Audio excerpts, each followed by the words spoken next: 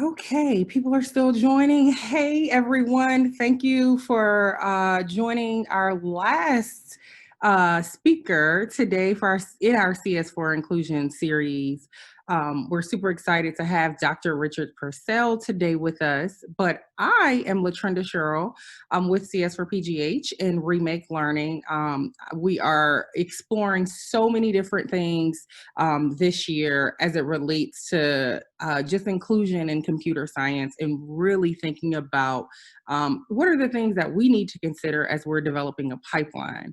As I said, this is our third one in the series. Our first one was really all about play in computer science and how to really connect young people with things in their environment to express and share computer science principles.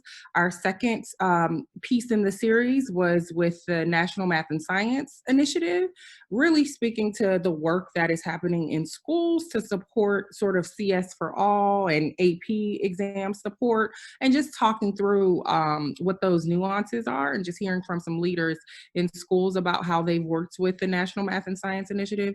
And this piece of the series really is gonna center computer science and race. And so we're so grateful for Dr. Purcell to join us because he is just, he's an interesting teacher.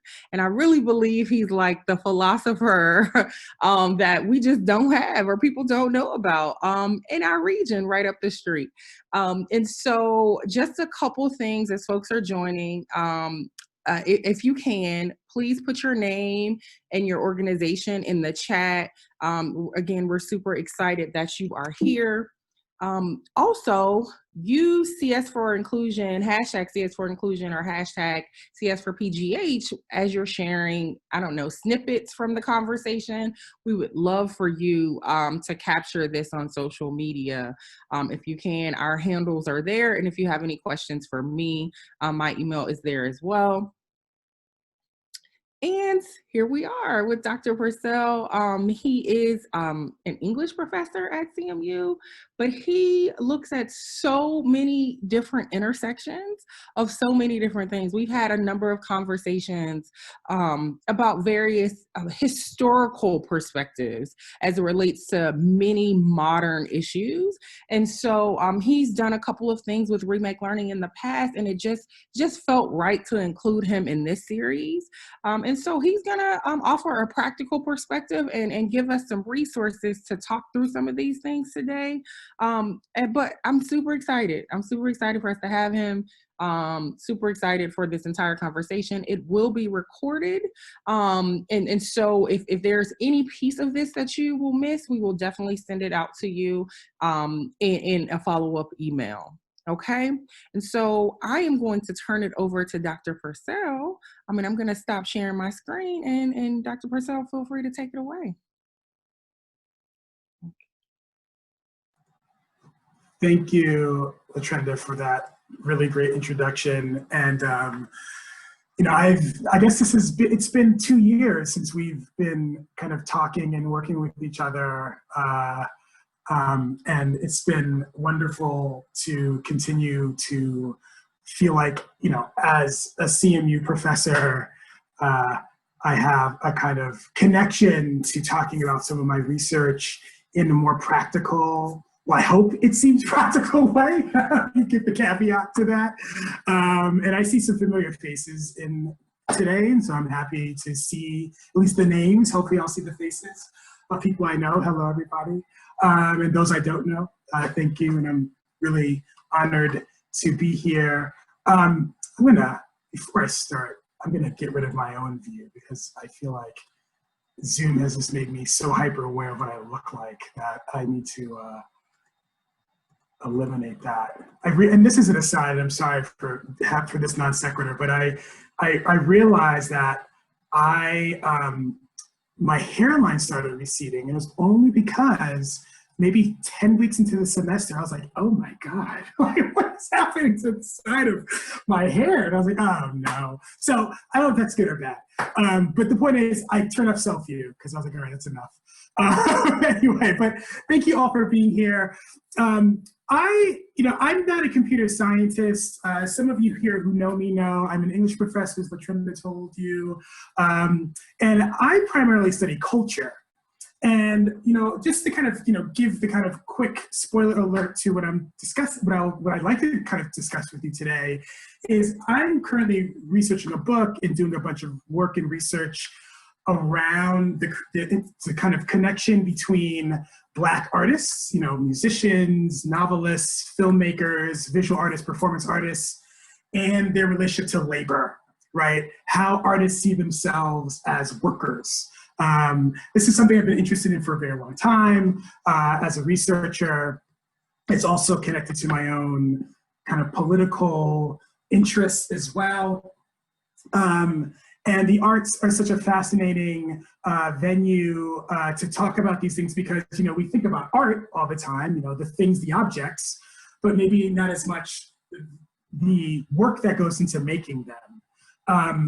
And so, a lot of my work is in, my dad was a musician. Some of this work is very personal because, I grew up in a family with a working, gigging musician as a parent who eventually had to quit and get a real job because he had a child with my mother. And, so this question of labor and art is something that's very personal. It's also, I think, something very significant, especially today, where because of the pandemic, all of us have had to radically change the conditions in which we work. And we're having this very, I think, important conversation as a nation, as a world, about what is and isn't essential work and what's important work. And so why does this have to do with computer science is because, as I'm sure many of you know, we experience this all the time. Computational thinking, algorithms, labor-saving technologies, all of these things have radically changed the way we work now, but also this is an intersection between human labor and machinic labor and later computational thinking and its relationship to, running machines, telling machines what to do, humans writing scripts, has a very long history in the 20th century.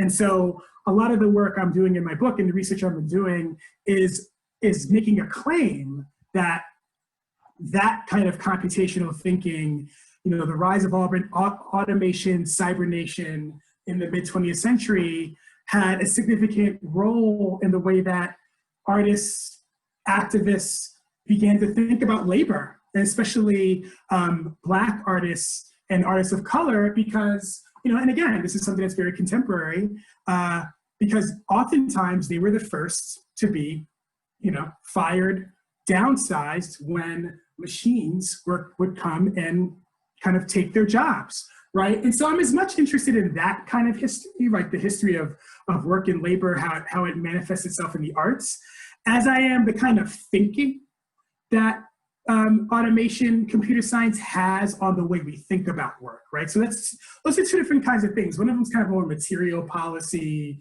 economic history, and another one's about the imagination and representation, right? Which is where I'm an expert. The other stuff I am a dilettante, but I not an expert, but I feel like what I know best is the way in which we represent things and the way that we imagine things and the way we come up with ideas about things. That's kind of the province of what I do as a professor, which is why as an English professor, I've become interested in computer science. And so that's just a kind of very quick overview. What I'm gonna do is walk very quickly through, as a humanist, thank you, Ani.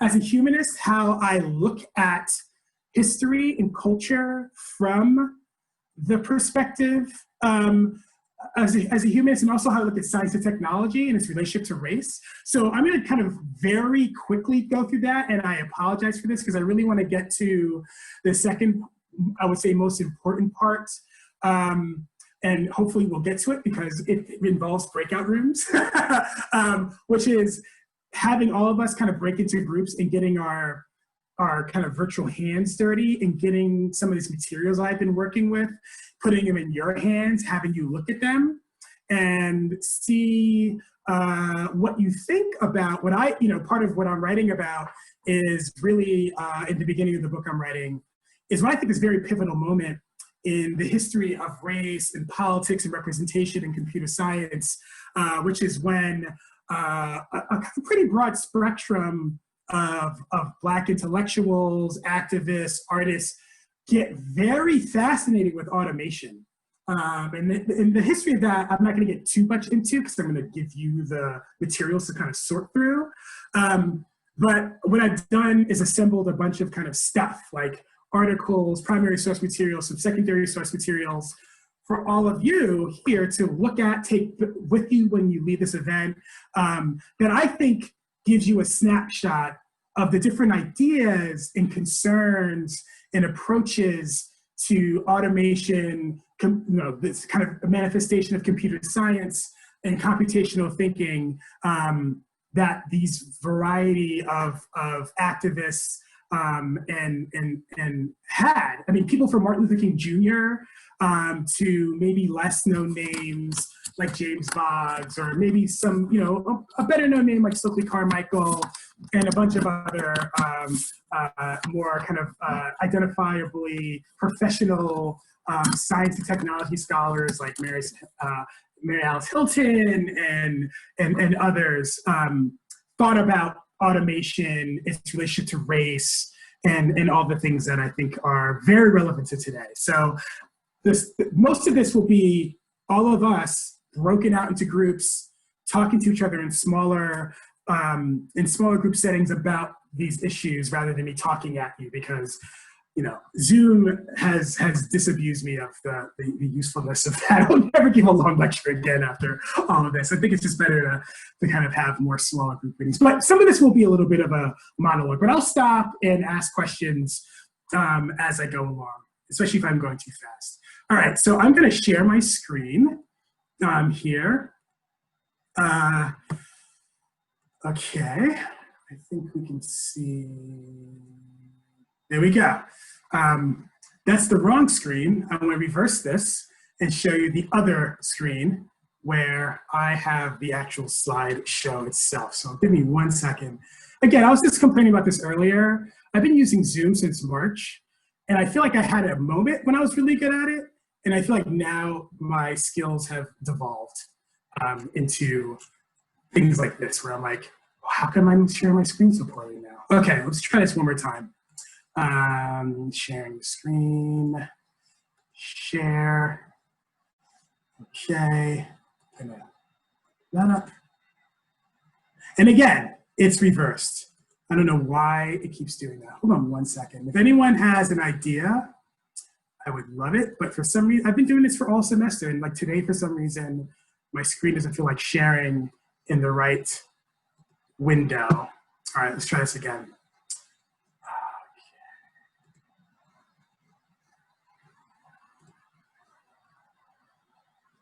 Hold on 1 second. All right.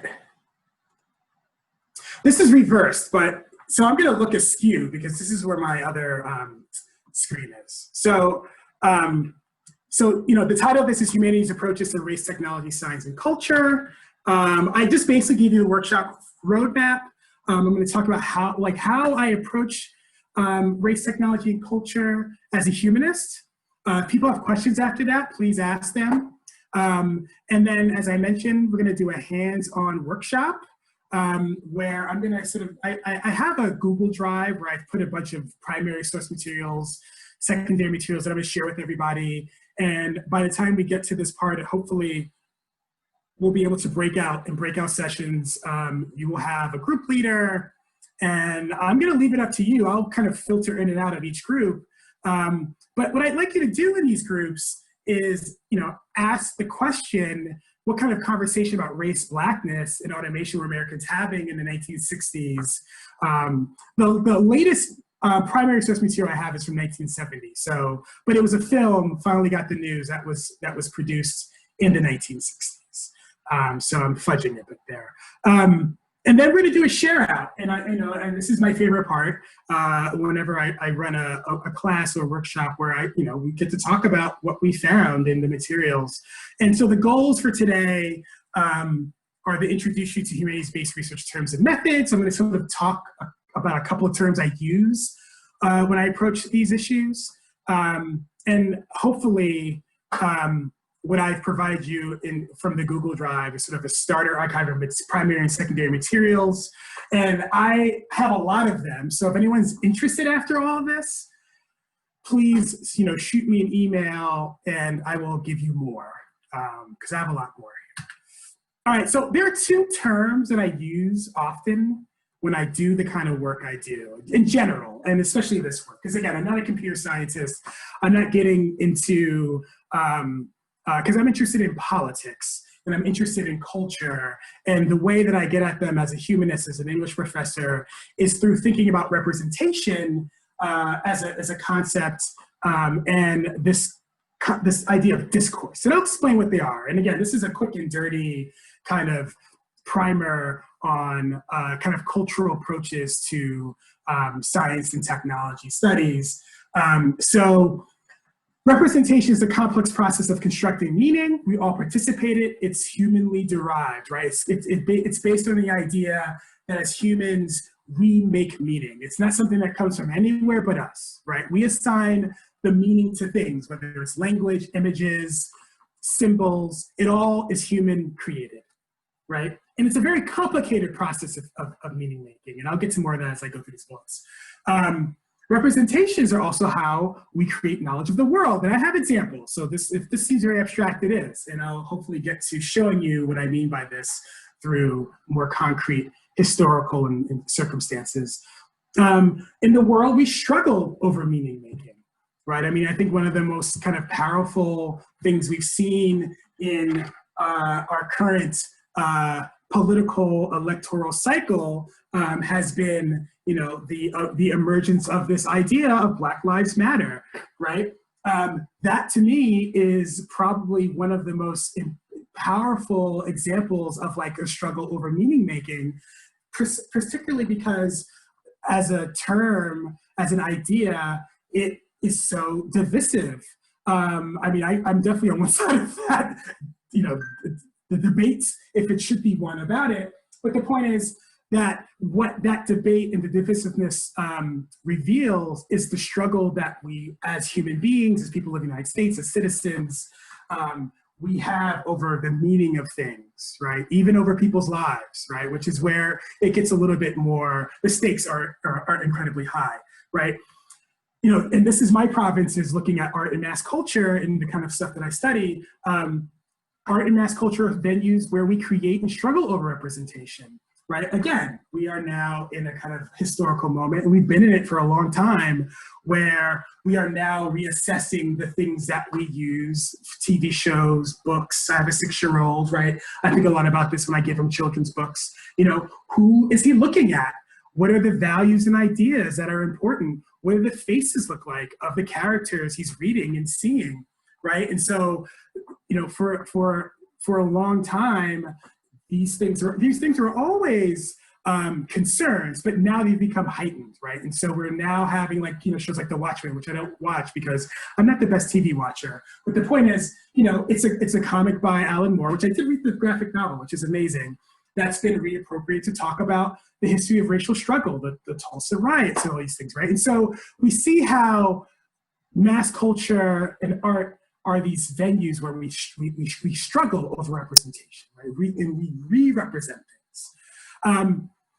Also, that historical and discursive circumstances matter to representation and meaning. What's a discourse? So discourse basically, and again, if I had more time, I'd kind of do something a little bit more Socratic. But for the sake of this, for the sake of this workshop, I'm going to kind of tell you things, at least in this part. Discourse is, thinking of computational thinking. Discourse is like the kind of cultural, philosophical version of an algorithm. In other words, a discourse, oftentimes in the field that I work in, is understood as kind of a script. It's a kind of consensus idea of how we understand things and how we approach meaning, right? And so, in my field, we say, well, there's a discourse to think about gender, right? We think about assigning gender identity based on what we think women should do and what men should do, right? And it's something that is so pervasive that it's hard to think outside of it. And again, now and for the last, I would say, 60, 70 years, we've been kind of changing, there's a struggle over the discourse, right? But discourse is kind of the rules, the script, right? That we come up with ideas. It's the rules of the script that oftentimes form the context in which we create knowledge, right? In which we create representations, right? And again, I have more concrete ways of showing you this. So this is just all overview. And last but not least, discourse matters. And discourse emphasizes the history, power relations, and who gets to make meaning and is made by meaning, right? And so in other words, what I'm saying is that discourse isn't something that's just out there, like oxygen, or it's not attributed to a person or, people doing things, right? There are obviously, power dynamics and power relationships involved in creating a discourse, right? Those who have power, those who can control, representations, also get to kind of control how we think about ideas, right? And also, not to just make this a top-down thing, but because there's always dynamics there, we also get to have struggle around a discourse. But also, some of us, sometimes, we repeat the discourse, even if we don't necessarily believe it, right? We find ourselves, I find myself doing this all the time, catching myself, even though I know better about, for instance, ways to think about gender and sex and sexuality, reverting sometimes to an idea about it that I know is not true, right? And so discourse is a very powerful script, an idea that all of us as humans are kind of embedded in and live in, right? And so again, these terms, representation of discourse and discourse, are very important to kind of work I do. They're very important to the way I approach these issues of computer science, computational thinking, in the way they appear in culture, right? And again, I'll kind of get to that in a more concrete way in a minute. So this is a quote from one of my favorite theorists and scholars. He passed away a couple of years ago, Stuart Hall. He was a British-born intellectual, a part of this research group out of the University of Birmingham, the Center for Cultural Studies, really important in the field I work in. And he has this wonderful quote from an essay, What is this Black and Black popular culture? I will send it to people if you read this quote, you're like, whoa, let me read the rest of this, because it's a cool essay. And so this is what Hall says about popular culture, right? Popular culture, commodified and stereotyped as it often is. Sorry, I saw something in the chat and I wasn't sure if I'd look at it here. Oh, yeah, okay, cool. Popular culture, commodified and stereotyped as it often is not at all, as we sometimes think of it, the arena where we find who we really are, the truth of our experience. It is an arena that is profoundly mythic, is a theater of popular desires, a theater of popular fantasies. It is where we discover and play with the identifications of ourselves, where we are imagined, where we are represented, not only to the audiences out there who do not get the message, but to ourselves for the first time, right? And so what Hall is saying here is that popular culture, as I've been kind of suggesting so far, is this place where we make ourselves, and also that we come to a truth of our experience, right? But that truth, right, is mythic, right? It's ideas about who we think we are, who we think others should be, right? And this is why the struggle over popular culture and mass culture and art is so critical. It's not this inert venue just for entertainment. It really has a profound effect on how we reflect on who we are as a society. And Hall, in this essay, is specifically, Hall specifically is talking about how African Americans, how Black people find themselves and make themselves in popular culture. And oftentimes it's one of the few venues that they have to really, make a kind of political statement, right? In part because of the inability to break into more traditional spaces of power, right? So popular culture is incredibly important to Hall. It's important to the work I do. And again, I'll kind of walk us through why this is. And I'm going to start way back to do this. So, again, as I mentioned in the beginning, I'm interested in labor. I'm interested in race. I'm interested in art. And there's no other place that we can start talking about labor and race except in the history of chattel slavery and racial slavery. I'm not going to go through all the facts here, but to say that, to think about the history of labor in this country or in the West or globally, it's really important to understand that most of the kind of the foundation of capitalism and of the economy that we still live with is based out of the willful exploitation of Black and brown bodies, right? And that the laws that legitimated enslavement as an economic system, as a social system, right, willfully created a population of people, right, Black people, brown people, who had very little, if no, social and political status, right? They were objects. This is not to say there were not free Blacks. This is not to say that there were not people outside of the system, but the majority of people in the West, in the United States, in colonies, were not free and they were not thought of as humans. They had very little access to the kind of rights of citizenship, right? And that was for primarily reasons of using them as implements of labor, right? And there's a patchwork of laws to ensure that, and this changed to a certain extent in the U.S. at least, during the Civil War, right? Now, I want to give that backdrop to kind of now zoom back, and this is what LaTrenda was saying about kind of like the way I'll shift a little bit through different discourses here to kind of talk about race and labor. But, sort of the legitimization of chattel slavery and racial slavery was happening at the same time that the rise of the biological sciences, what were called the natural sciences in the 18th century, and philosophies around who a person was, what a rational person is, were also emerging. You don't have to read this entire quote.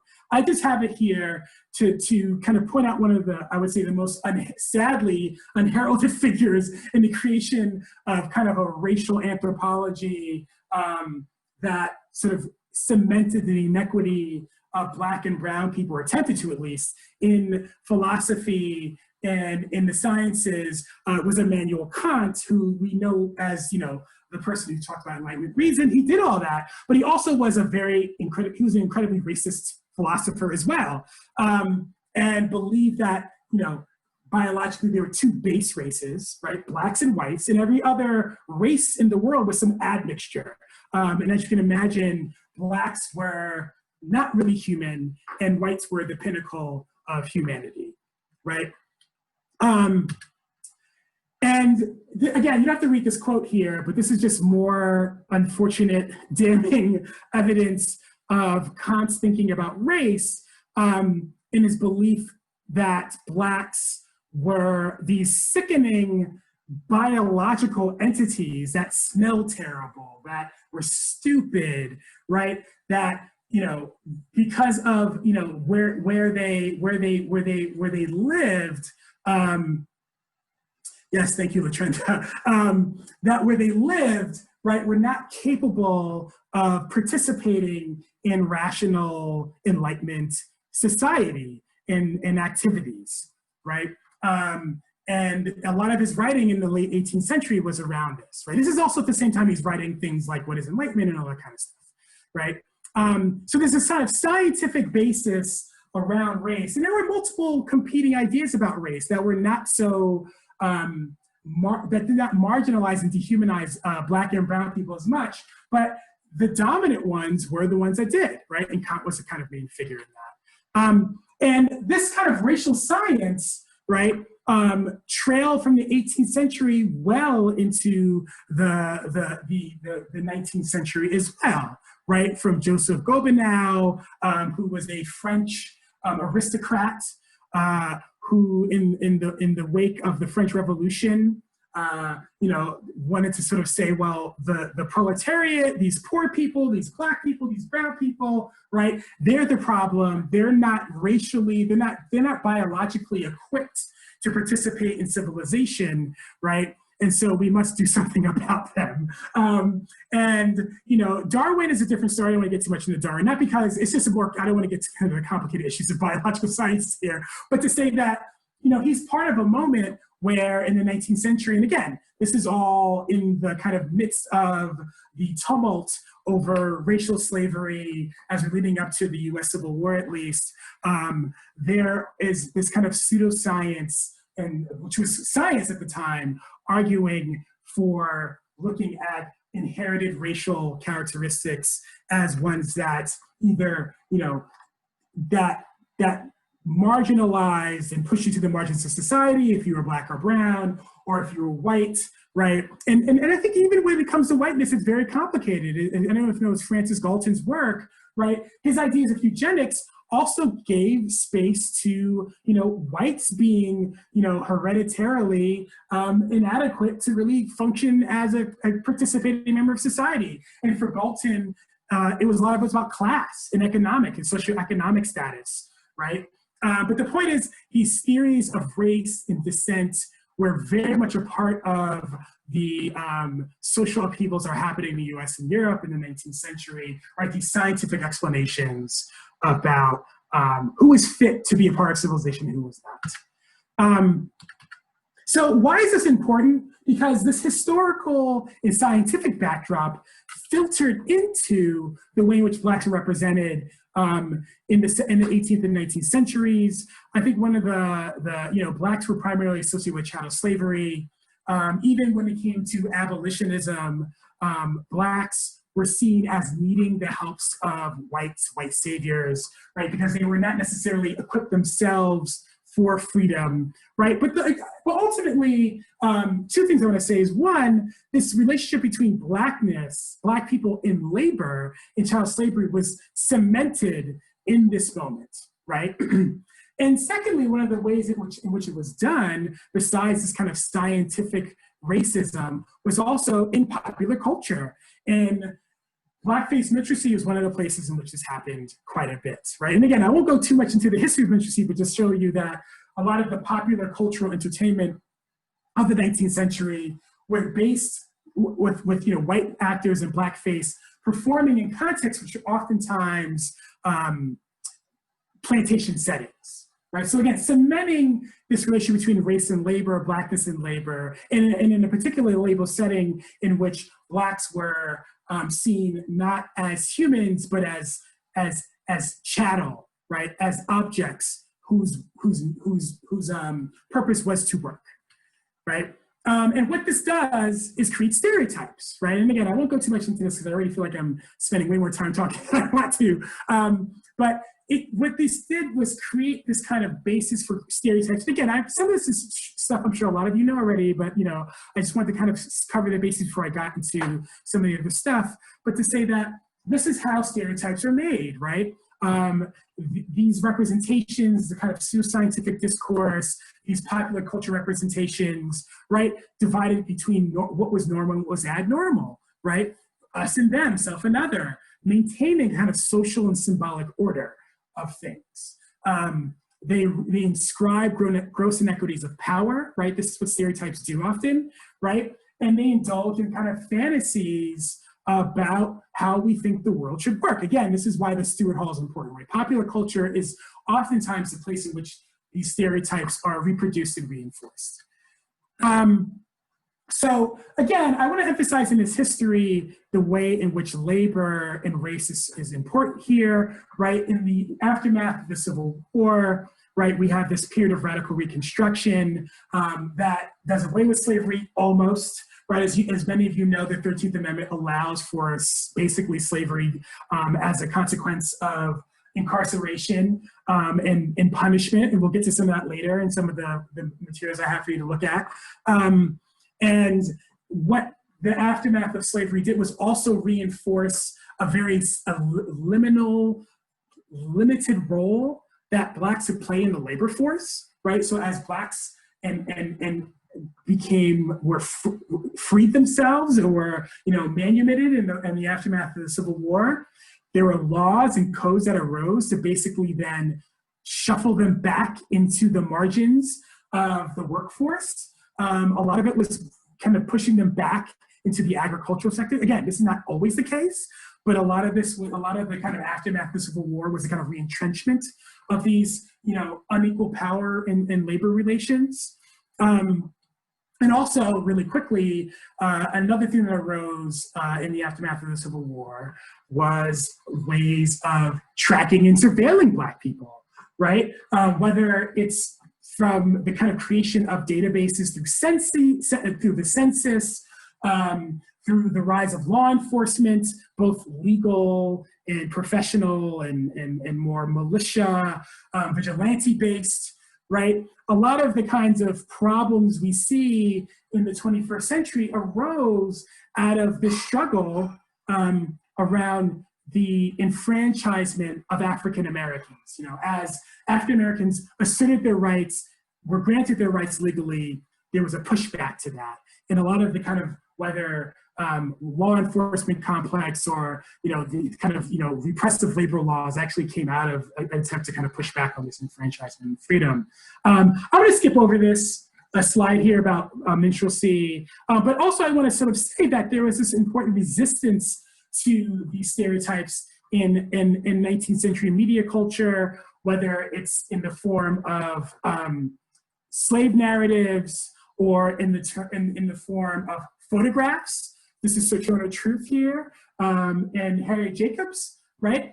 That photography was a really critical technological development and innovation that allowed Black people to actually have control over how they appeared in the public sphere, right? Frederick Douglass is known to kind of be photographed over and over and over again, and a lot of it was really purposeful and strategic, right? To kind of counter these minstrel images, right? And so I just want to kind of put this because that's also very important. The 19th century is also the rise of a lot of sort of visual technological inventions like the camera, as I mentioned, the motion picture camera, right? The phonograph, right? And so what we see is the technological innovations being used for and against the kind of repetition and recreation of stereotypes. And in the midst of this, there's also these phases in which African Americans are constantly kind of reevaluating and representing themselves in the public sphere and popular culture. One of them is the rise of the new Negro, which was a kind of idea in the late 19th, early 20th century around African Americans kind of representing themselves as part of modern civilization. A variety, and again, I'm not going to get into the details here, but a variety of works come out of that phase. There are these kind of very conscientious attempts to represent Black people as modern, sophisticated citizens and subjects, right? And so this term, the new, is part of that, right? And some of this was, an attempt to kind of capture the ability for African-American artists to reproduce their works on a mass scale, right? So printing books. These illustrations were in the form of some printed materials by John Henry Adams. And they accompanied essays he wrote about the new Negro men and the Negro women. This is 1904. This is one of my favorite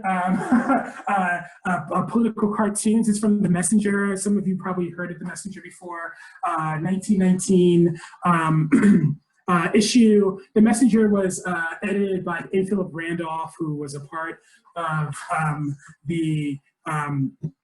some of the few early Black labor unions and socialist organizations. They put out a magazine. And the reason I love this cartoon is it gives these different ideas about who the new Negro was, but also kind of attaches race to technology and modernity in a very kind of, and this is not why I like it. This is why I like it as a scholar, which is it shows these fascinating, it shows a fascinating example of how Black people saw themselves in relationship to technology and what was cutting edge, right? And so this new Negromobile, as I kind of talk about it when I talk to my students about it, is this kind of, it's like a Batmobile for like, the racial struggle. But it shows modernity. It shows that, in terms of the one version of a political struggle, that technology was used. And again, this is also in the context of the aftermath of World War I. So you can imagine that Black people saw the struggle for race and rights and equity as one that had to be violent, right? Because they were being lynched. And the 19 teens were, as some of you probably know, the height of like the lynching summer in the United States, right? And so this kind of very violent reaction was something that some quarters of Black activists felt was necessary. But my point really here is to say that this kind of technological manifestation of it is something I find very fascinating. And popular culture continues to be a place where this happens. So Ida B. Wells published The Red Record, which is a really powerful collection of essays about lynching in the United States and the lack of legal remedy to, extrajudicial killings of Black people, something that we're still, living with today. So you have that, you have Jean Toomer's King, which is a novella written by Jean Toomer about the South, about lynching violence, right, from a perspective of humanizing African Americans who are the victims of this. But a lot of these works are in response to popular cultural, forms of entertainment that showed that lynching Blacks and that white vigilante violence was actually, right, where heroism lied. And the most sort of, infamous version of that is D.W. Griffith's Birth of a Nation, which was released in 1915. And as many of you probably know, it's a cinematic version of a novel written by Thomas Dixon called The Klansman, which was published not that long after the end of the Civil War, which, was an argument that the Klan really was protecting the national culture and identity, and that the problem with America after the Civil War and the difficulty of reconciling the South and the North was because Blacks were not up to the task of being fully enfranchised citizens, right? So the Klan are the heroes. But my point is, these popular cultural, like the film like The Birth of a Nation, is part of the way in which American popular culture at the turn of the 20th century was building into itself, or a way of surveilling race, surveilling Black people, giving rights and giving license for white citizens oftentimes to see Blacks as the enemy, right? And enabling them to play out these fantasies of violence on the screen, which was also happening in real life, right? And so you have this resistance, Ida B. Wells writing against lynching, Jean Toomer writing against lynching, and then these films that were legitimating it, right? So popular culture and cinema in particular as a technology was a place that this surveillance was happening. So, and again, I'm gonna try to wrap this up a little bit, a little quicker, but what I wanna say here is that the Black arts movement is another place, and this is where we're getting to the stuff that we're gonna be talking about more explicitly today, is a place where a lot of these issues kind of reemerge. The Black Power and Black arts movement really emerged, in the way we think about it now in the 1960s, right? Black Power is a spectrum of organizations that were associated with a kind of more radical, direct action way of dealing with racial inequities in the civil rights era,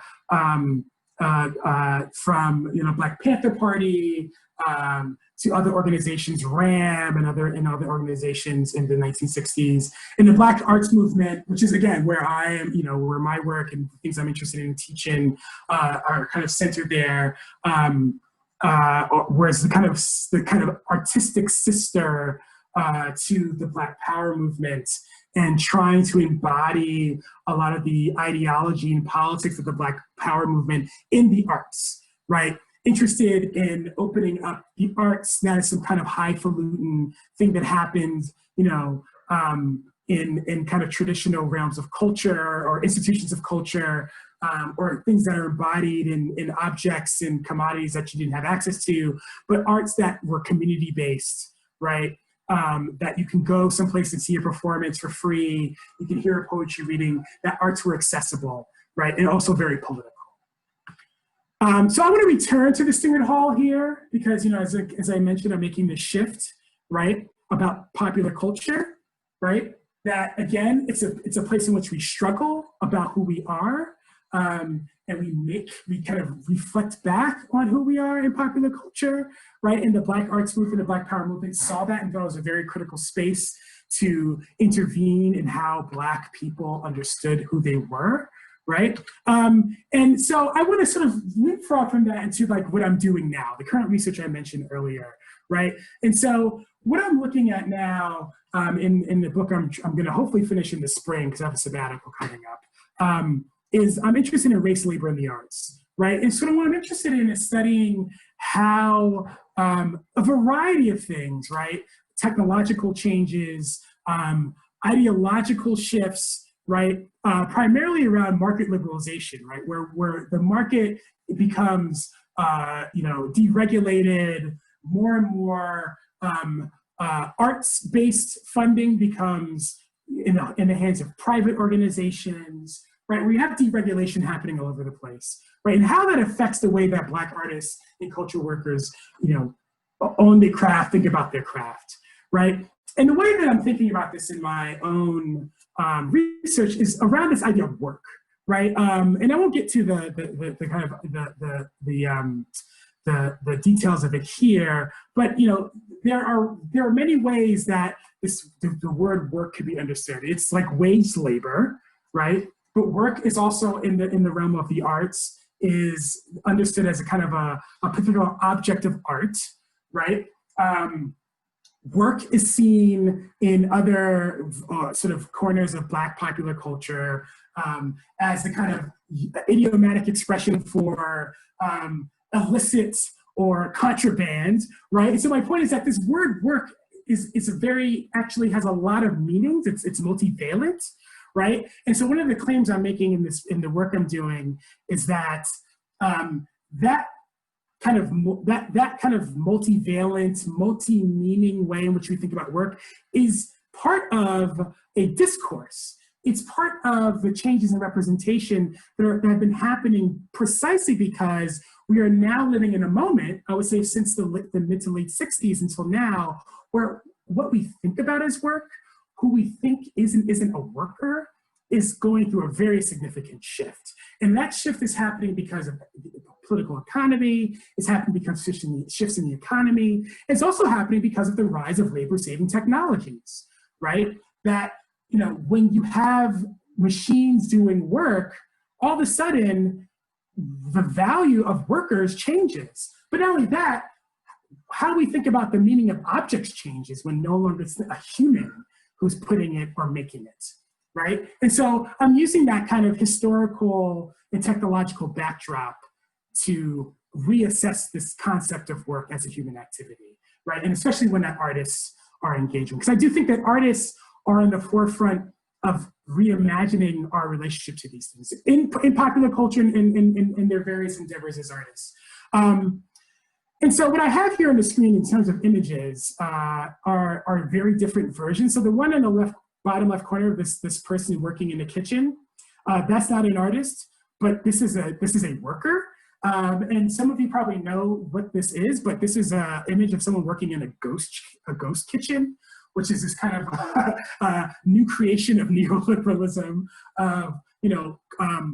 restaurants, these DoorDash and other companies that are setting up these kitchens where people are basically, and they're hidden away in like nondescript buildings where they're employing a handful of people to make all kinds of food for those of us who use these services, right? And so the association between a chef and the food is completely, or even the brand in the food is completely and utterly sort of changed, right? Because of the rise of these new technologies of delivering food, of us ordering food, and the way in which it really fundamentally changes how we associate the object of a meal with, you know, who's making it, right? Where it comes from.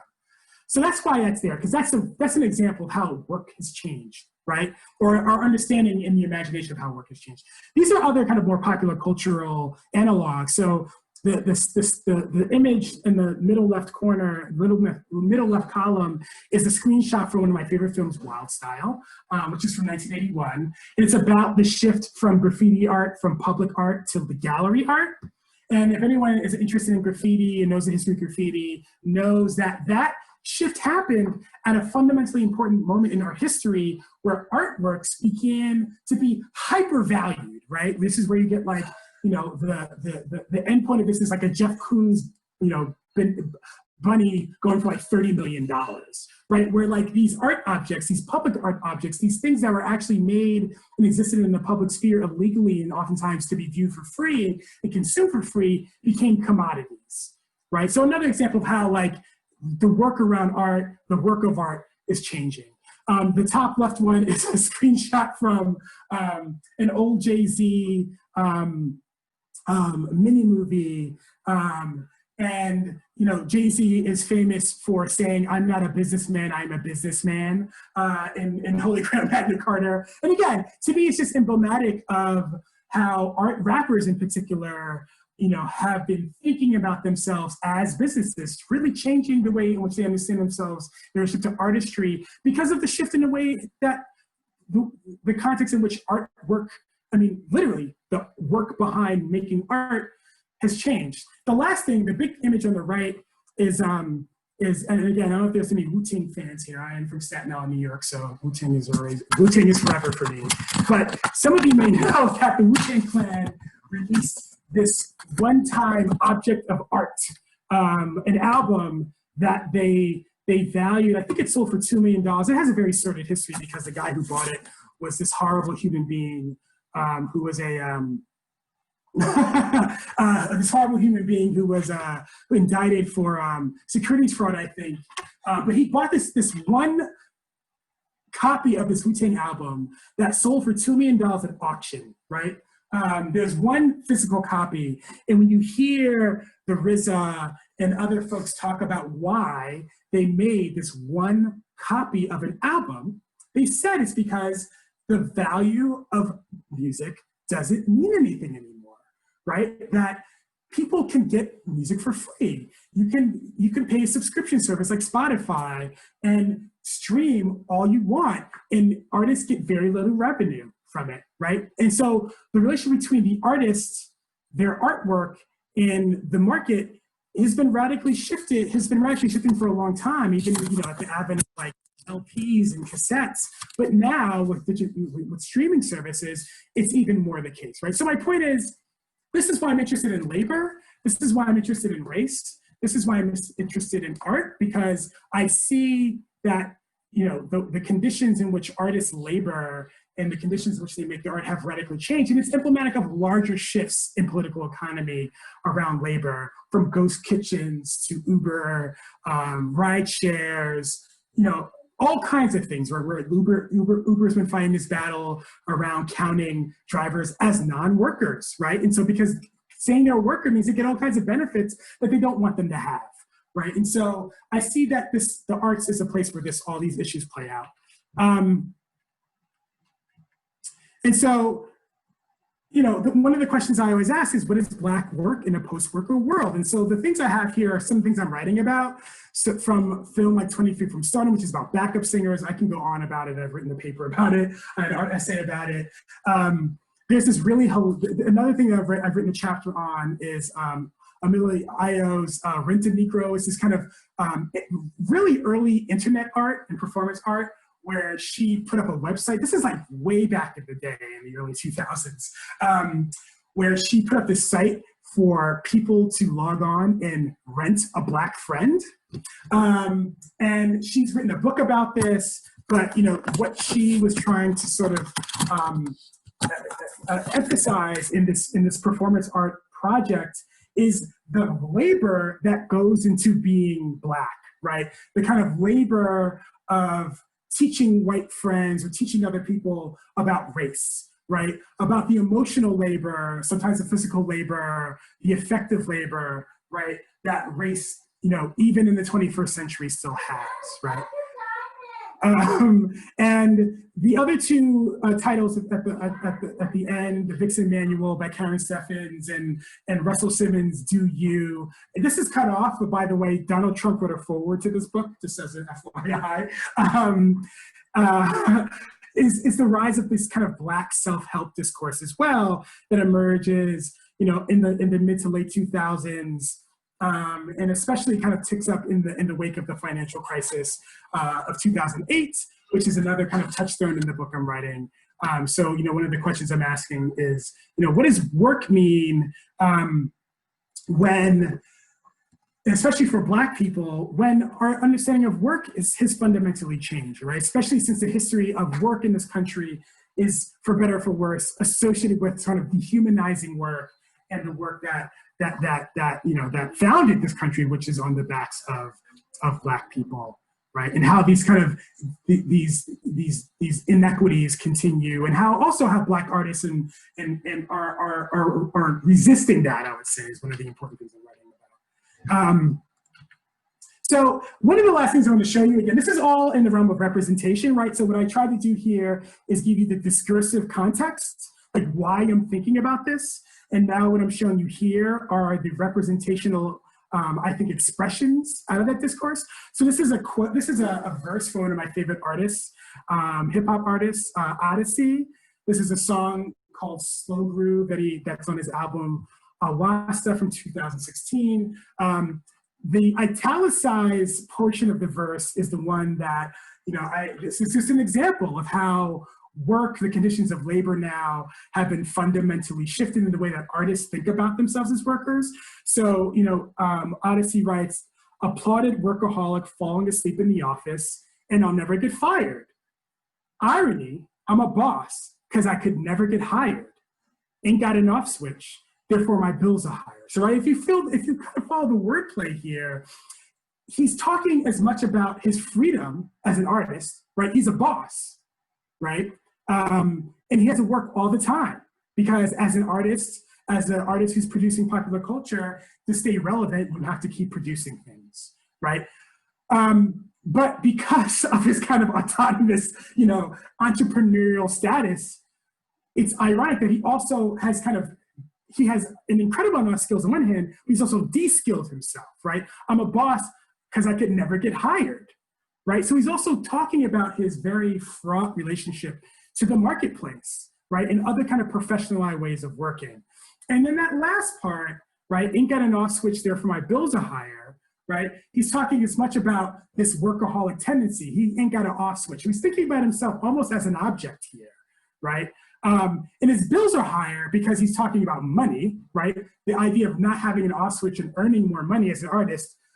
But then he's also talking about having bills as an artist. And I know there's some artists in the audience, so you know what I mean in terms of materials and stuff like that, right? And so my point to say here is that we have artists in our moment who are responding to the conditions of labor, these kind of shifts in political economy and the way in which we work, and it's manifesting themselves in its art, in their art.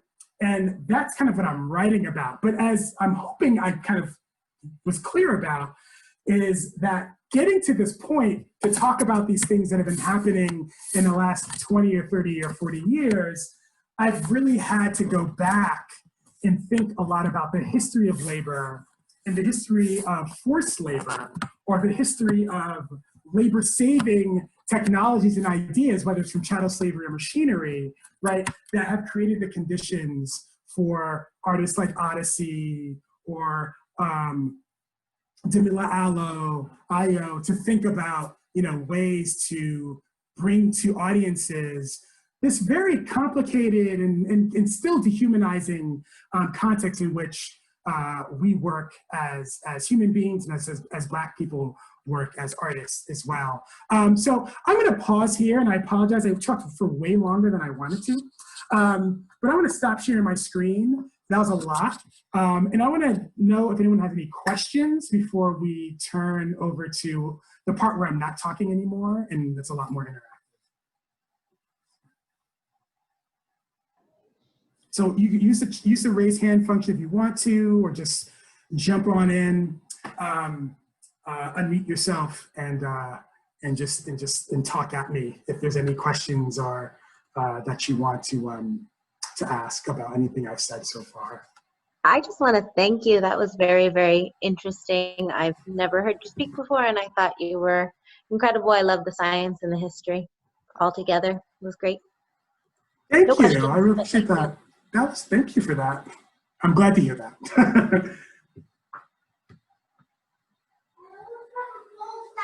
I'm sorry if you hear my child. He's kind of flitting around the house right now, playing Minecraft.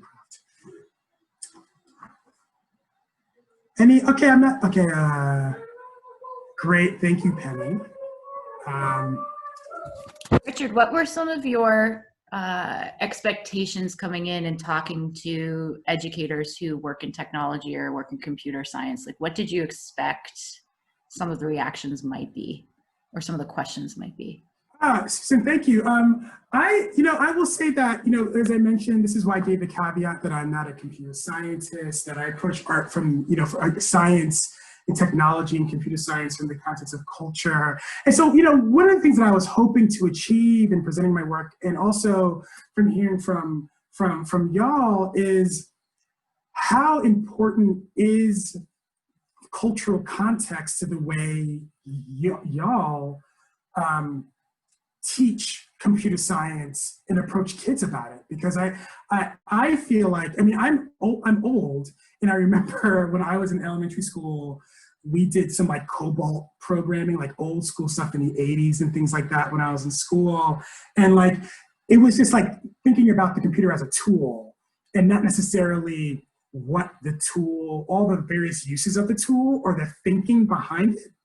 And so, I'm always interested as an educator myself in how others teach these tools to others, and how much computational thinking or computer science is just restricted to it's in and of itself as a tool to do a certain thing, or is the context in which these things are made something that some of you talk to your students about. And so that's kind of why I wanted to present my work in the way I did, really just to open up and to hear if that's useful, but B, if you do it already, how do you do it? And this is just one little way in which I do it. Talk about the cultural context in which we use technology and what its uses are for, and also the thinking behind it and the uses of that as well. Mm-hmm. Does that make sense? It makes perfect sense to me. I think it outlines such a clear stratification of the tech industry, right? You've got like the Silicon Valley brand forward marketing industry that's coupled with this math and science heavy undergirding that makes it run. And it's fascinating to see that the people who are making the most money are super math oriented, super research oriented, or super brand and cultural production oriented. And then there's like this layer of people who we call developers, who are straight up laborers, right? Like they're cog in the machine labor. And I think it'll be really interesting to see the more computer science and computational thinking are brought into our standards. I don't think that it's a long leap in thinking of who becomes the laborers and who become the cultural producers, right?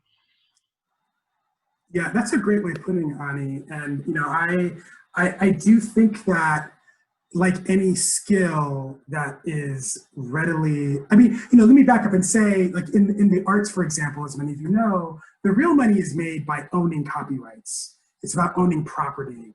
A lot of artists don't own their music, right? They are kind of grunts. I don't think artists are grunts, but that's how they're treated within the context of the economy of art.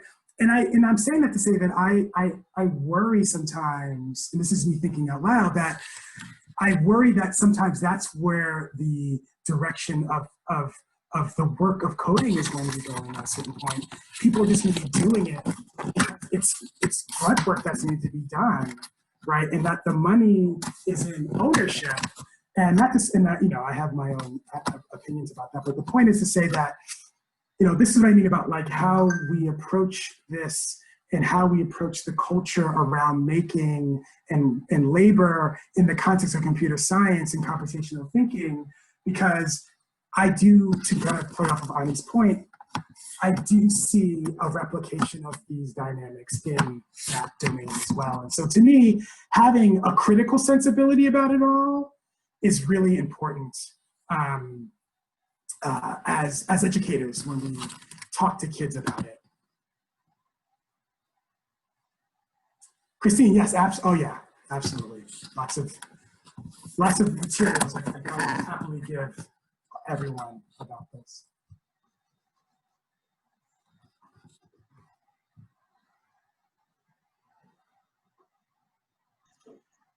I'm not seeing, yeah, I'm sorry.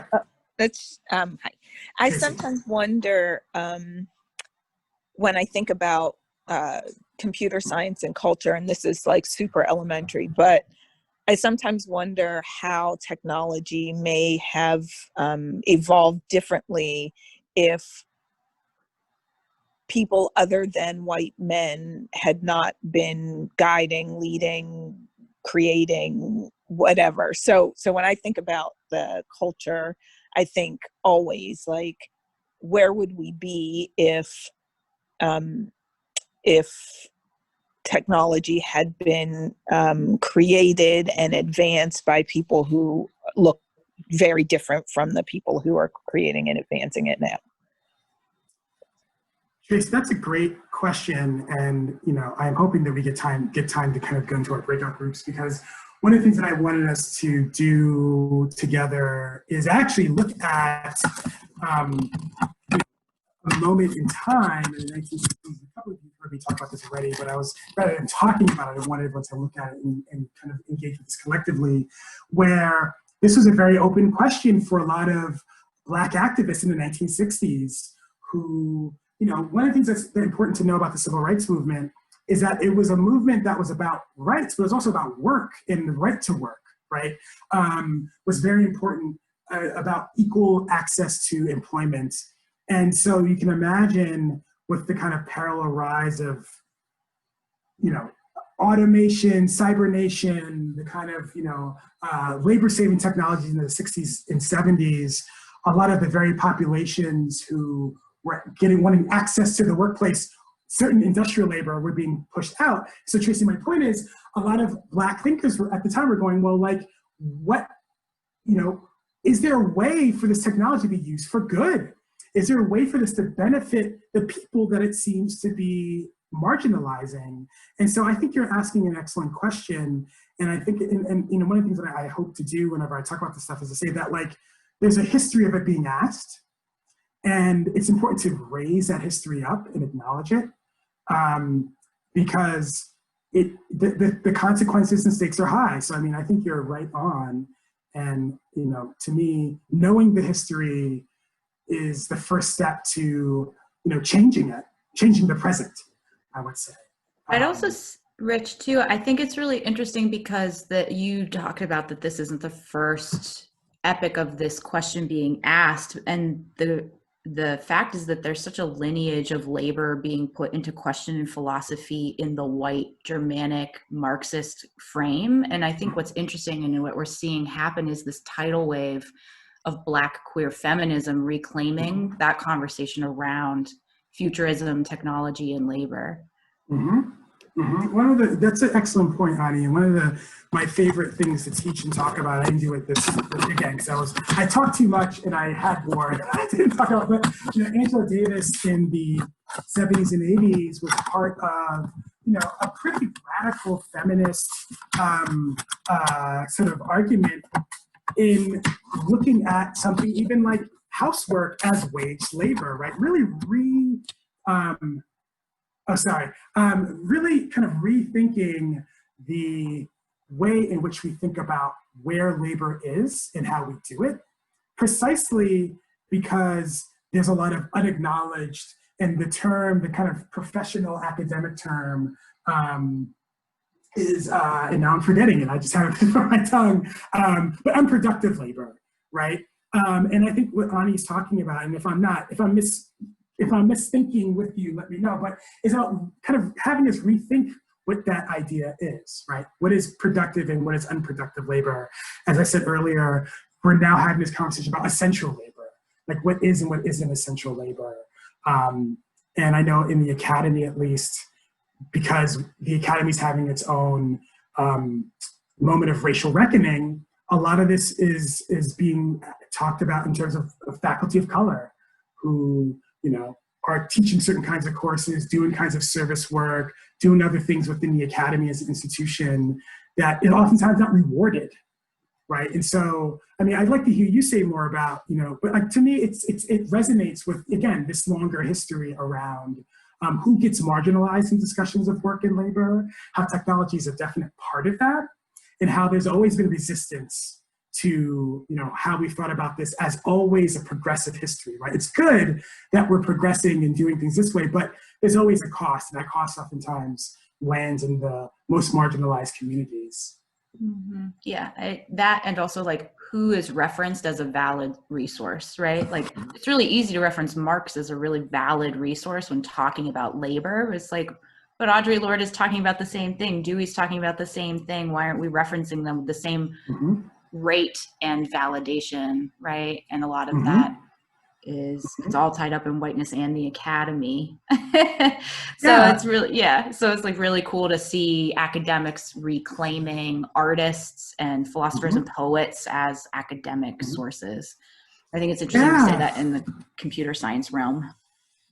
Yeah, and you know, to go back to Tracy's point, it's like she asked the question, like, what would this look like if it was made by other people and had a different value? I mean, like, Ani, I hear your question kind of in the same vein. It's like, we are due, I mean, I can only talk about from my perspective, and some of you are experts in this in a way that I am not, but I can talk about from my perspective, which is in the academic realm, in terms of scholarly sources, as Ani's talking about. What does it mean to give a different history of this from those people who were always cut out of the conversation, who were never seen as valuable in creating the concepts and the baseline to understand something like labor, right? And there's a long history of academics and scholars who have contested, for instance, you talked about Marx and Marxism, you know, who is the center of capital? It's the white proletariat, right?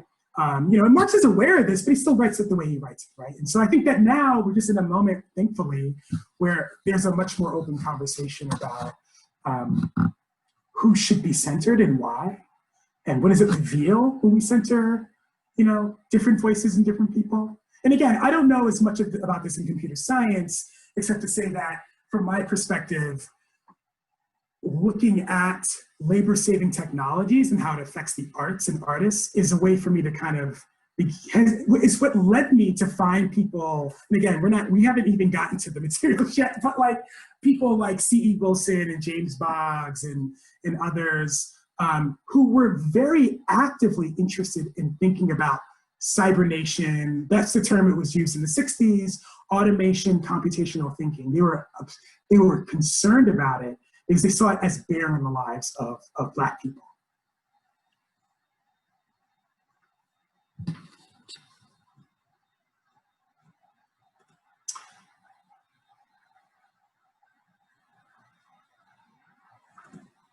So I don't know, Latrenda, I'm gonna hail you to say that we have like 40 minutes left. You know, at a minimum, I would just love for people to, like, if we can break them up, and I want to share the materials at least. So you know, I keep alluding to them because I thought we'd be at this place already. I didn't mean to talk this long, and I apologize for that. But to kind of get their hands on some of the materials I've been alluding to, this kind of archive of primary and secondary source materials around race and automation that I've kind of collected in my research on the 1960s and 70s. So I see that Yes, Lisa Cook. There was so Latrina shared a link in the chat. So if you click on that link, you should have access to it. You'll see a folder that says Research for CS for Pittsburgh. And if you open that up, you'll see a bunch of other folders. And those other folders have some primary and some secondary source materials. I know Ani and Nina have seen some of this before. I've given a version of this where I talk about this stuff in this folder, but I thought I'd kind of approach it differently because I wanted something more hands-on. And then you'll see a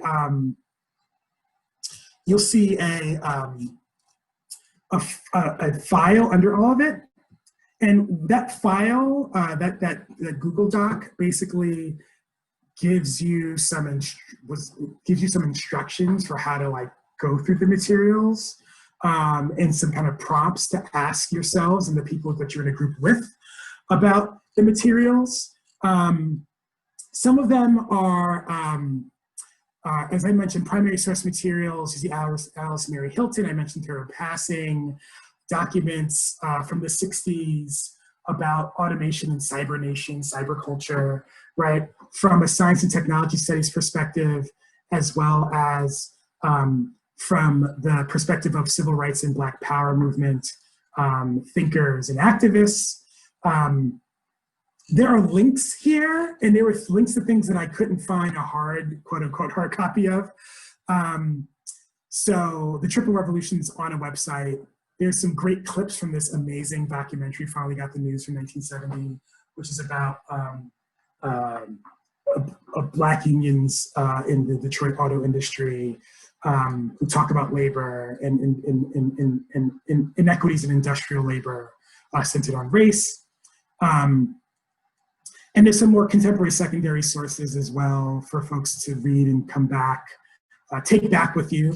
But do we have, is there a, yes, they'll stay open. That's all for y'all. This is an open link. Can we make breakout rooms here? Is that a no? Yes, no, that is a yes. That is yes. Oh, great. I think you might have that power. So, let me just go to my last slide really quickly. And these questions are in the Google Doc, but I'll just show it to everybody real quick.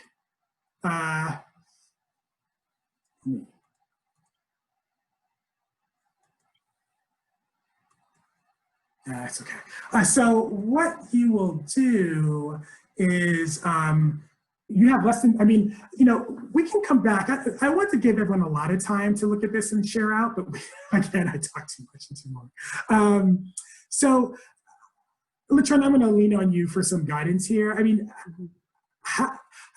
trying to figure out how we should best spend the remaining 35 minutes we have. So I do want people to look at this stuff. I do want people to talk to each other about, but there's really not a lot of time to do it and come back and talk about it. Yeah, I'm wondering, right, if folks in their small groups could pick a folder or something to peruse through and just click on it. And maybe we do that for 20 minutes. That sounds good to me. Okay.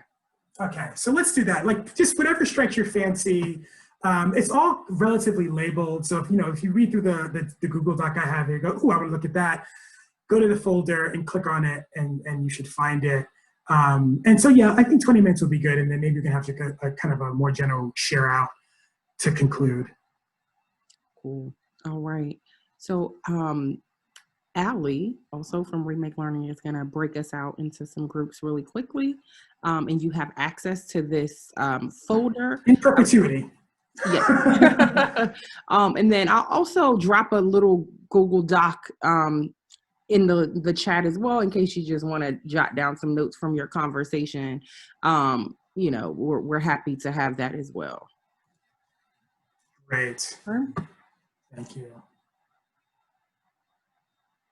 I was just thinking, I do think I'm always interested in, because I think many of these conversations are very interesting for people because I think you provided a lot of context, right? And Mm-hmm. so it's almost like, how do you get people to understand that computer science itself and how you teach it without some of these contextual things, right? Without Mm-hmm. some of the, like, okay, like even an ethical framework. Well, what does this replace? Mm-hmm. Who is helping to build this, right? Like, are there any? And I'm pretty sure folks have probably talked about this, but how do we get them to consistently think about this in the nature of their work? And I know that's hard for people, and I feel like everything you went through, I was like, man, this needs to be a whole 4-week course. Yeah, I mean, I know I tried to cram too much in, and I should have, like when I was like, oh boy, but yeah, it's fine though. I mean, it's fine. Like, I mean, I just know that it's dense, and especially with race, like, people have such a hard time with race. They have such a hard time with it. And I think, history provides so much for us, but I don't necessarily think people understand that every single time they go into these conversations. Like, you have to remember, like, history, right? To be ethical. Like, it matters. Context matters, right? And so, how do you pull that in to a computer science lesson appropriately? Yes. Like, how do you, and I think that how piece is always where I think people struggle.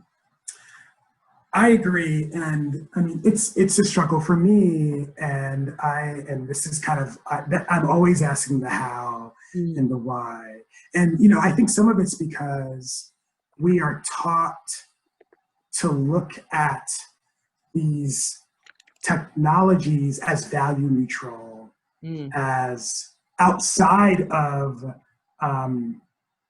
politics, right? They are made by those who are interested in simply solving problems, or creating a better tool to do something very practical. And the history teaches us that that's usually not why these things are made, One of the resources I share with people are a couple of chapters from this book by Brian Jefferson, Digitize and Punish. And he makes the argument that, computational thinking was primarily used to, repress and incarcerate Black people. Like, that was a main use of these ideas. And even if it was used in other places, it was simultaneously used in this place from the beginning. And so, thinking about anything like labor-saving technology, this is why I'm fascinated by it, because it's never been thought of as value neutral. Right. And that's one of the things that I've enjoyed about doing the work I've been doing, because it's like, no one was thinking that robots were value neutral ever, So why is it that we do that now? And I think it's because, to your point, we don't teach context enough. Yeah. Because it's hard, but also I don't think that we're always, this is what I do, it's my job. But like a lot of people, that's not what they're trained to do, and they don't have the resources to do it. Right. And I just think it's really important to always, I think I take it for granted that I have them and that others don't all the time. Over time. Well, so what does that mean for like professional development in schools, right? Thinking about professional development series for teachers and things, right? Like, as folks are learning about technology and, what does that mean? Does that mean there's a week or a couple weeks or something where the history teacher is aligned with the computer science teacher? That's right. The computer science teacher provides some, because I really think we have so many different AI for good things popping up, and it's just not deep, right? It's not very shallow, and it's not taking into account the questioning that has happened for years, right? It's not taking into account the history of surveillance and tracking, Right. and all of those things could lead to a line of questioning and inquiry from young people Yep. about how do we model this technology to do something different.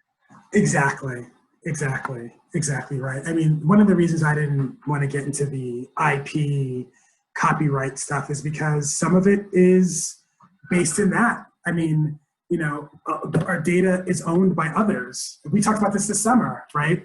That these tools, these apps, these platforms, they're tools, but they also are massive databases and are used for data collection to gather data to maybe sell to other people.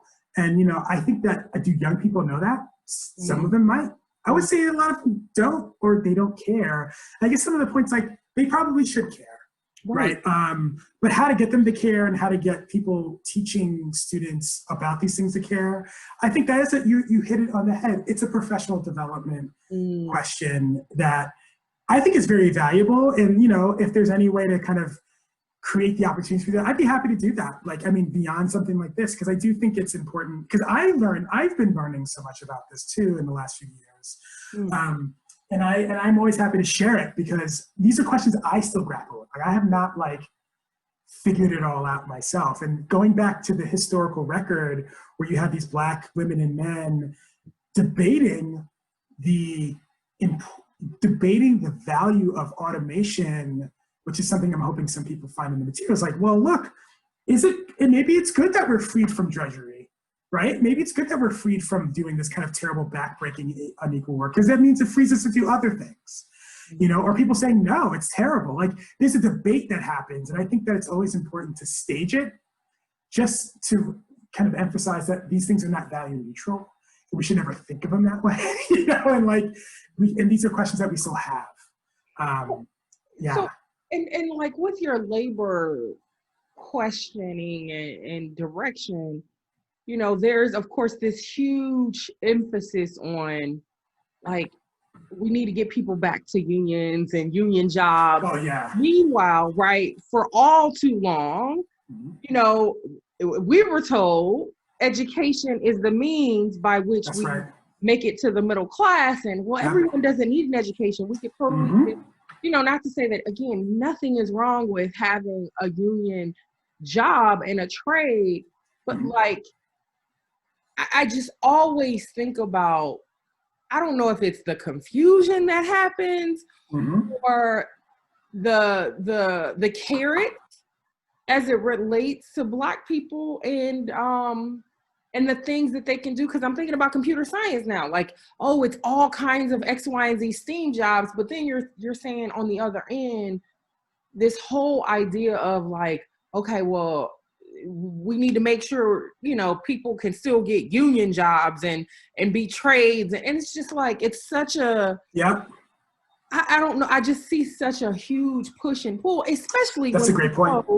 Unions don't necessarily accept Black people like that, right? Well, on the bench.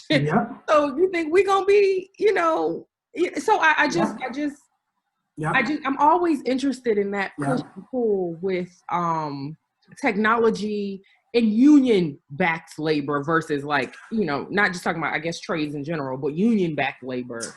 That's a great point. I mean, you're absolutely right. I mean, implicit in what I'm talking about, especially in the historical moment I'm researching, is a group of people who think that union labor is critical, that Black people should be in unions, but also a lot of the STEM and coding and CS-based stuff is not union labor at all. In fact, it's the opposite, where a lot of the contracts that I had a student who worked for Google in Pittsburgh and went on to work for Facebook, and he told me the terms of his contract, that, you know, Facebook would own a certain percentage of anything new he made while working there.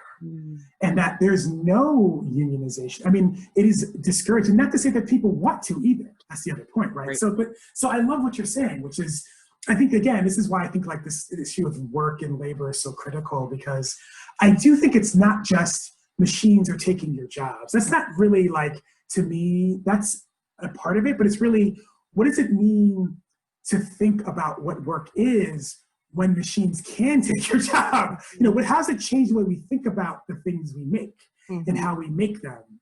because I think it's not always straightforward.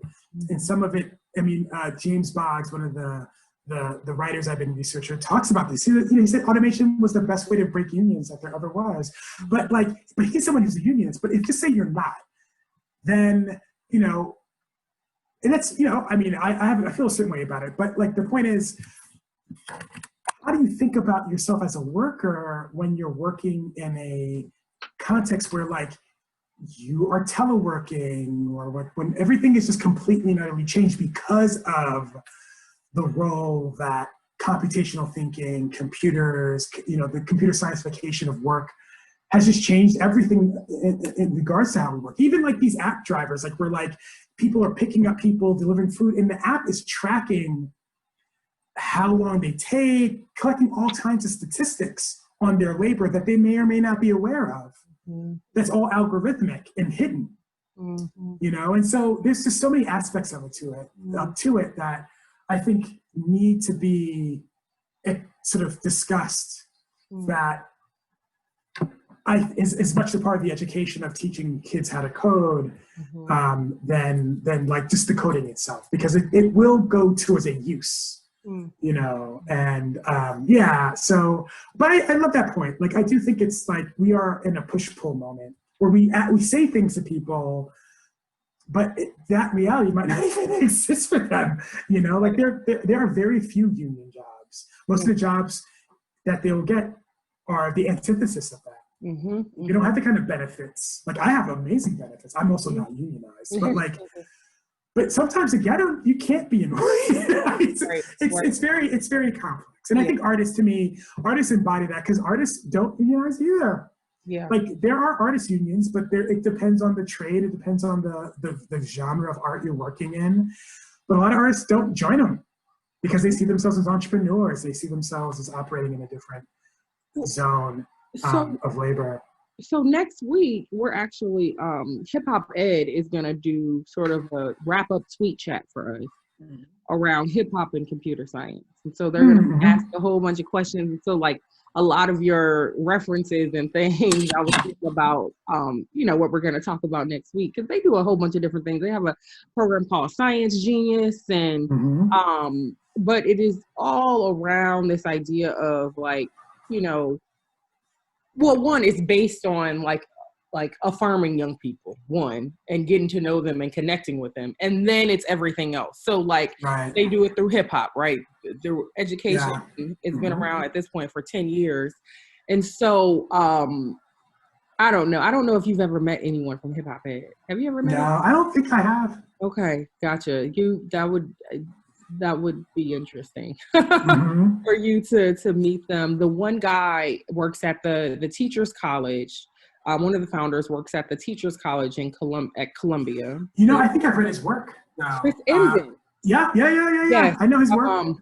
So, and then there's Tim Jones. So he's out of DC. And he does a bunch of educational work, specifically around culture and music. And then there's a guy, I think, from Stanford D School. And then there's a local guy here who actually teaches computer science at Purcell, has been with them for 10 years, but he's like a younger person, but he teaches computer science at Purcell. And so they're going to do this tweet chat with their community pretty late, but we were like, look, we want to like sponsor you guys to do it, to have this conversation for us to continue to broaden the conversation around computer science, because I'm trying to get us away from just talking about what it is. Like, there's so much information about what it is. Like, I'm not a computer scientist, but there are enough in our region that can do that. The problem is we don't have the pathway to get there for a lot of people. Right. The problem is we're offering these programs at districts that still have high doggone suspension rates for Black kids. The problem is that, like, I don't know, it's so much going on in a young person's context, and computer science is not being used as a tool for them to change their own world. Because we're not teaching it like that. And so how do we get people to look at those intersections? And I'm sort of getting there, but I don't know if I keep thinking like we do pieces of it. Yep. And I don't know what that needs to look like for our region to think in that way. That's so important, though. Yeah, I'm trying to figure that out. That's so important. And I think that, I mean, to me, it's what I hear you saying is it's about stakes. Like, what are the stakes of doing it? And how do you communicate those to young people besides just like, I have a job? And sometimes that's enough, and that's good. I mean, that's Exactly. But the stakes beyond that, I think, are always more difficult to communicate. Yeah. Sometimes this comes when you're a little older. Yeah. But no, I think from what you're saying, you are doing a really wonderful job at that. And I think that it's like anything, you have to kind of keep pecking at it in order to really figure out what the best thing to do is. Right. And, you know, again, I'm always happy to contribute in any way I can, refine this. I mean, I can give a very different version of this that would be much more direct, but like I do think that context is really important. And you're right, like maybe starting there would help, right? Maybe starting the story not at like, here's the tool, let's teach you how to use it, but like, this is what it's for, and this is how it's been used. You know, let's talk through that. Let's teach you. Talk through that. Yeah, because like I'm imagining that some of the difficulties they're having are in part because of the other intersections around their lives that are products of very algorithms and political inequities that some computer science also contributes to. Well, it's also like not real. Like it's not, and that's what like a first person in our series talked about. One, she was talking about like we don't even qualify hair braiding.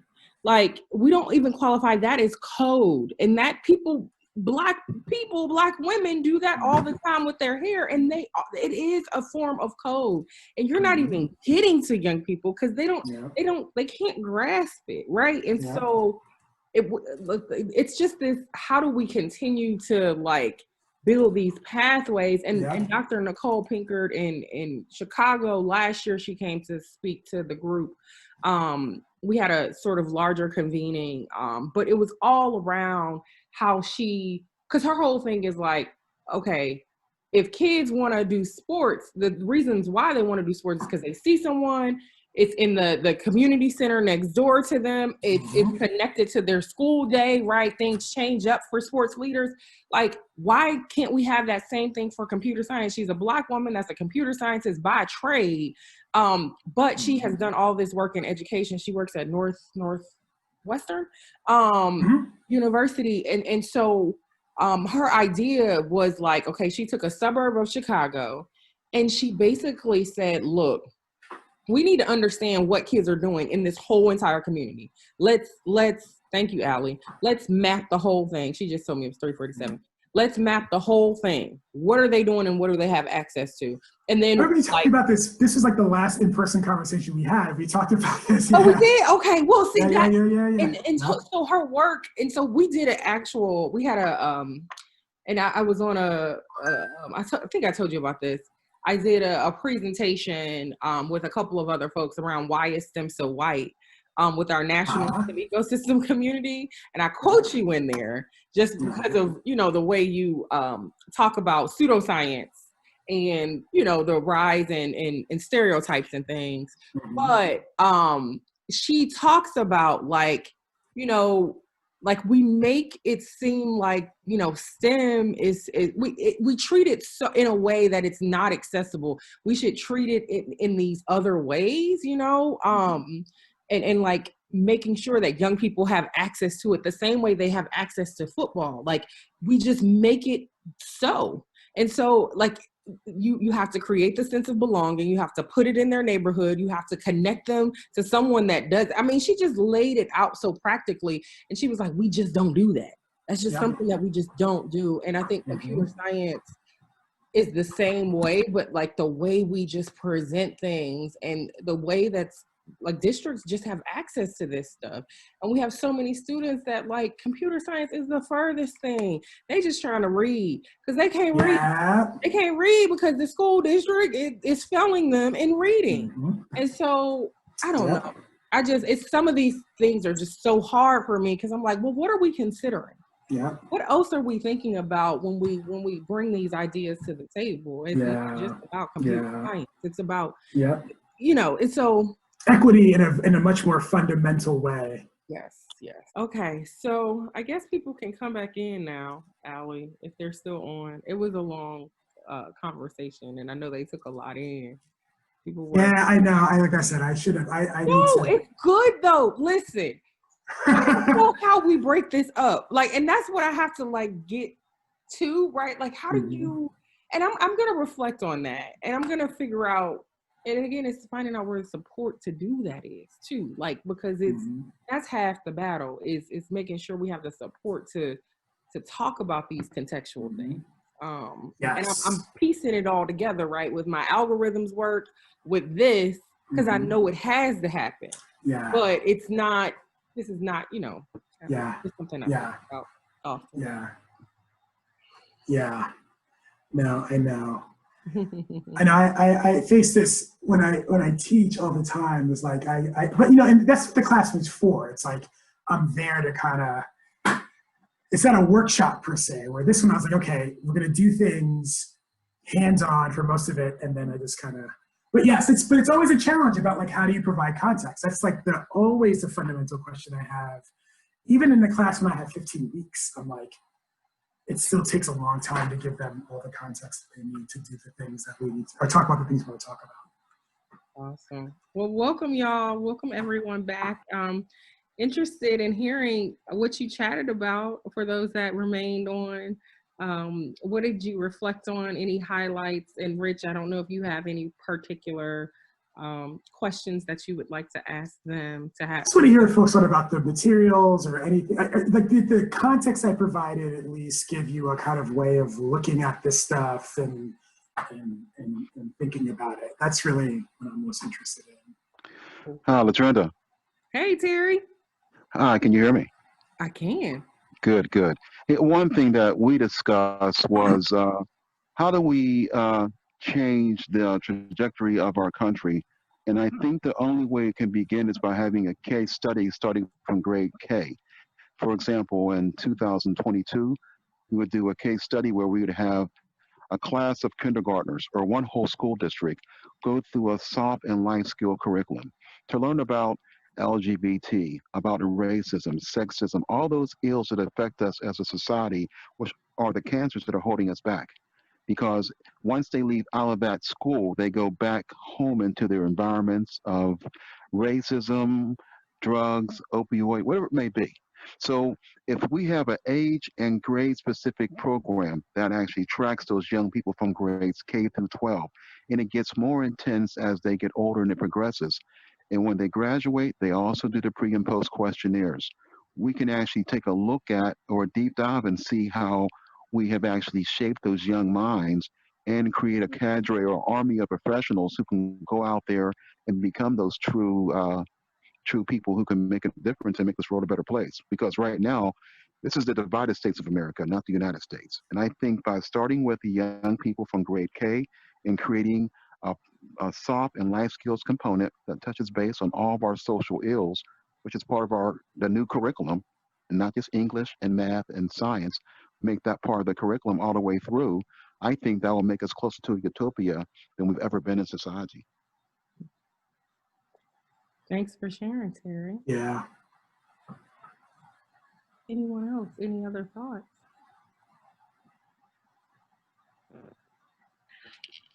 Hey, we didn't talk about this too much in our group. We spent a lot of the time reading because it was really fascinating stuff, and we unfortunately didn't have too much time to discuss it. My fault. I wanted to. No, we were very glad that you spoke for as long as you did. We spent probably too much time talking about how much we enjoyed your talk.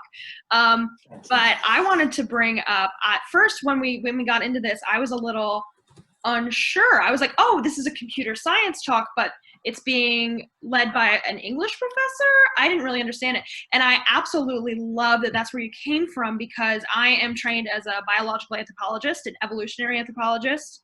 So yeah, when you started getting into about scientific racism and understanding all that, I've read all that material. I've written papers on it. And I love, because, I work at Assemble with Nina, and I teach programming to kids and stuff.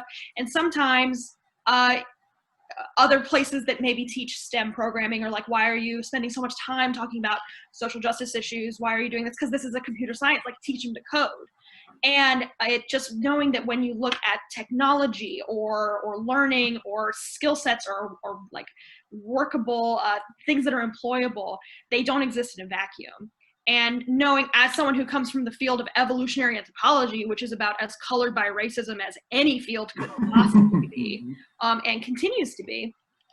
I mean, in school, I left academia because I got kind of disillusioned with that field particularly, because we would learn all these things in our introductory classes about scientific racism and no biological basis for race and all these things that have been disproven. And then I would go to Kenya on a dig to dig up fossils, and 5 Western British people would fly in, hire a bunch of native Africans, pay them like dirt, take the fossils and leave. And I was like, what's happened? We just learned this in basic, in like 101, but you know, that's the way it is and that's the way it goes. And just, you can't study any science, any STEM field separate from the social context in which it was developed. Mm-hmm. And if all the papers you're reading are by white German people in the 1800s, why is that? You know, they can say humanity evolved in Africa. Africa is the birthplace of humanity. We are all Africans, which Niamh Leakey loves to say in her beautiful British accent. But you're just saying words. And so I really, really, I just wanted to let you know how much I enjoyed your talk and how that came up for me. I appreciate that. Thank you.